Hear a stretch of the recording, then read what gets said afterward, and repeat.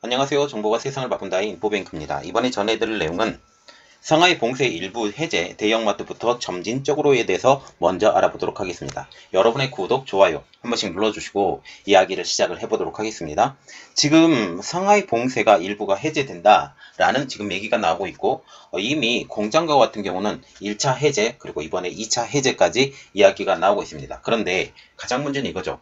상하이시가 봉쇄를 했을 때 첫 4일만 봉쇄하겠다라는 말이 나오고 있는데 벌써 50일, 60일 가까이 지나가고 있어요. 그래서 그 안에서 내부에 불만이 굉장히 있고 그리고 지금 하얀 옷을 입은 사람들에 대해서 굉장히 불만을 갖고 있다라는 말까지 나오고 있습니다. 이제는 정부를 믿지 못하겠다, 신뢰하지 못하겠다는 말까지 나오고 있어서 이 내용에 대해서 한번 자세히 알아보도록 하겠습니다.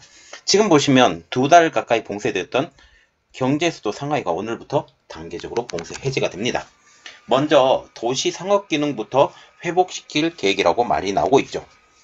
이는 확산 안정세에 접어든 데 따른 약 50일 만의 일이라고 말하고 있는데, 자 그러면 이 내용에 대해서 좀 더 깊이 들어가 보도록 하겠습니다. 그래서 이번 내용 상하이 봉쇄 일부 해제, 대형마트부터 점진적으로입니다. 천퉁 상하이시 부시장은 전날 코로나19 방역 브리핑에서 점진적 개방, 제한된 인구 유동, 효과적인 통제, 이것을 원칙으로 해서 상업활동을 재개시키겠다고 밝히고 있죠. 자, 그래서 좀 더 자세히 알아볼 내용은 상업활동 재개 분할 쇼핑 시스템 도입입니다. 상하이시는 백화점, 쇼핑센터, 슈퍼마켓, 마트, 그리고 편의점, 약국, 재래시장, 이미용시 등 일부 업종의 영업을 허용하되 수용 인원을 제한해서 사람들이 질서 있게 이용하도록 하겠다라고 설명을 하고 있습니다. 일부 지역은 분할 쇼핑 시스템을 도입을 해서 거주민 한 가구당 한 번에 한 명씩만 물건을 구매할 수 있도록 했다라는 거죠. 이전과 같은 경우는 지금 어떤 분리지역을 가면 이렇게 쇼핑도 할 수 없는 이러한 상황까지 만들었다는 것입니다. 즉 통제에 의해 밀렸던 수요가 한꺼번에 몰려 무질서한 상황이 벌어지거나 코로나19가 이를 통해서 재확산되는 것을 방지하기 위해서다라는 그런 의견이 나오고 있죠. 그리고 두 번째로 보는 것은 대중교통의 운행 재개입니다. 중단됐던 대중교통 운행도 재개가 됩니다. 전 노선 운행 중단됐던 상하이 지하철도 전날 시운전에 들어간 것으로 알려지고 있죠. 그리고 세 번째로 보는 것은 수출입 기업 점진적 통제 해제입니다. 상하이시는 수출입 기업들을 대상으로 일부 해제를 실시합니다. 상하이시는 820여 개 이상의 수출입 기업을 포함한 제3차 화이트리스트도 곧 발표할 예정이라고 지금 말을 하고 있는데요. 화이트리스트는 조업 재개에 허용하는 기업 명단으로 지난 11일 테슬라, 상하이 폭스바겐 등 자동차 관련 기업을 중심으로 해서 관내 666개 기업을 1차로 발표했고 같은 달 28일에는 1188곳이 추가됐고 이번에 3차로 화이트리스트를 발표한다라는 그런 말이죠. 그리고 네 번째로 볼 내용은 사회면 제로 코로나 지속적 시행입니다. 상하이는 제로 코로나보다 한 단계 급이 낮은 사회면 제로 코로나를 시행하고 있죠. 사회면 제로 코로나를 지속적으로 지금 계속적으로 시행한다라는 그런 예정인데요.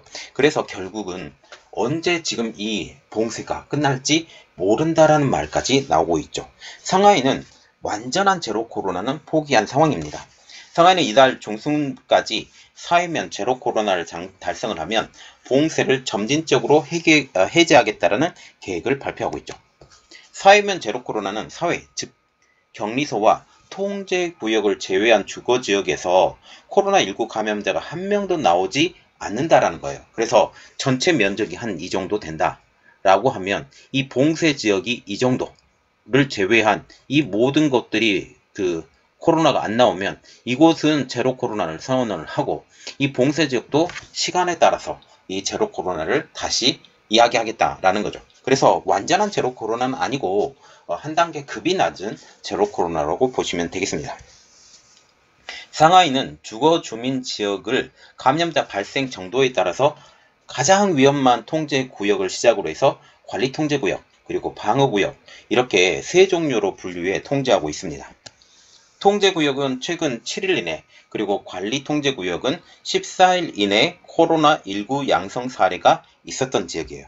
그래서 일주일이 지나면 지금 오미크론과 같은 경우는 일주일이 지나면 거의 그 균이 사라진다라고 지금 알려주고 있기 때문에 일주일 방역이라고 지금 얘기를 하고 있거든요. 그래서 일주일 기준으로 7일 이내 그리고 14일 이내 이렇게 한다라는 사실입니다. 이곳은 주민들이 7일에서 14일 추가 격리 후에 코로나19 전수검사를 통해서 전원 음성이 나와야 방어구역으로 전환이 되는 것이죠. 격리 기간에도 여러 차례 강제 검사가 이루어지는 것으로 알려지고 있습니다. 방어구역은 14일 이내 양성 사례가 한 번도 보고되지 않는 지역을 따로 구분해서 방어지역으로 얘기를 하고 있죠. 그러면 우리가 궁금한 점, 전면 해제는 언제가 될 것이냐라는 그러한 내용이죠. 이번 상업활동 재개에도 불구하고 방어구역 주민들은 여전히 외출이 금지가 되어 있어서 아직까지 전면 해제까지는 거리가 멀다라는 분석까지 나오고 있습니다. 그리고 또 하나의 문제점은 비판받는 사회면 제로 코로나예요. 아까 언급했다시피 사회면 제로 코로나 같은 경우는 제로 코로나의 그 변이된 버전. 그래서 일부 지역을 통제를 하고 그 일부 지역을 통제한 나머지 지역에서 코로나가 발생하지 않으면 제로 코로나라고 말을 하고, 이런 봉쇄 지역을 또 대상으로 해서 일주일 내에 코로나가 발생하지 않는가, 아니면 14일 내에 코로나가 발생하지 않은가, 14일까지 코로나가 발생하지 않으면 이것을 제로 코로나가 또 달성되었다라고 지금 얘기를 한다라는 거죠. 지금 사회면 제로 코로나에 대해서도 중국의 제로 코로나 정책의 합리화를 위한 눈속임이라는 비판까지 나오고 있습니다. 지역 관리들이 주민들을 대거 격리시설로 보내 지역을 비우는 방식으로 양성 영권을 억지로 달성하고 있다는 지적까지 나오고 있는데요. 상하이의 경우 일부 주민에게 다른 지역 의회로 일부 주민을 이동시킨 정황이 나타나고 있습니다.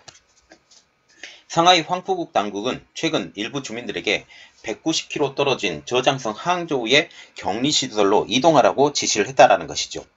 이들은 핵상검사에서 음성 판정을 받았지만 이동 명령을 받은 것으로 알려지고 있는데요. 항저우 격리시설에서 일주일 격리하면서 총 7회 핵상검사로 음성이 확인이 되면 다시 상하이로 복귀할 수 있다는 것이죠. 4월 16일에는 상하이 푸등신구 한 마을 주민 전원에게 상하이를 벗어나 격리시설로 이동하라는 명령까지 떨어졌습니다. 자, 그래서 지금 이러한 상황들이 나오기 때문에 상하이 주변, 특히 그 항저우까지도 상하이의 문제가 해결이 되지 않으면 그 코로나가 위협에서 여전히 벗어날 수 없는 지역으로 지금 되어가고 있어요. 또 4월 16일 날 푸등신구 한 마을 주민에게 전원 상하이를 벗어나라 했을 때도 개와 고양이 등 동물들은 그대로 집에 두고 가야 한다는 지시까지 내려주고 있습니다. BBC는 현지 소식통을 통해서 당시 1,000명 이상이 마을을 떠나 격리되었다라고 추산을 했을 정도죠. 앞서 올해 1월 베이징과 인접한 허베이성에서는 주민 2만 명이 지방정부의 정책에 따라 타 지역으로 강제 이동했다라는 이야기까지 나오고 있습니다.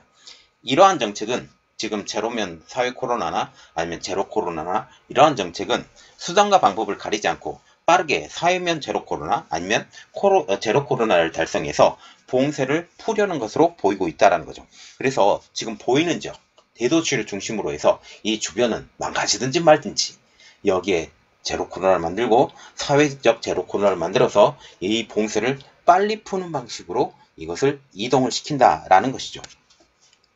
자, 지금 상하이가 지금 먹을 것 그리고 이미용실 이러한 사회적인 곳부터 시작해서 이제 단계적으로 이 봉쇄를 푼다라는 말까지 나오고 있어요. 특별히 우리가 눈여겨봐야 될 것은 식료품점이 문을 연다, 편의점들도 문을 연다라는 사실이죠. 이렇게 되면서 이제 먹거리 걱정은 조금 더 줄게 되지 않을까. 지금 가장 큰 것이 먹거리였고, 먹거리 자체가 지금 단체 주문을 통해서만 구매를 할 수 있게 되었었는데 이것은 어떻게 진행되는지 한번 두고 봐야 돼요. 이것이 제대로 나오게 되면 여러분들에게 또 알려드리도록 하겠습니다. 이번 내용은 여기까지 하겠고요. 저희 내용이 여러분들에게 도움이 되셨다라고 생각을 하시면 구독과 좋아요 그리고 알람 설정까지 부탁드리겠습니다. 감사합니다.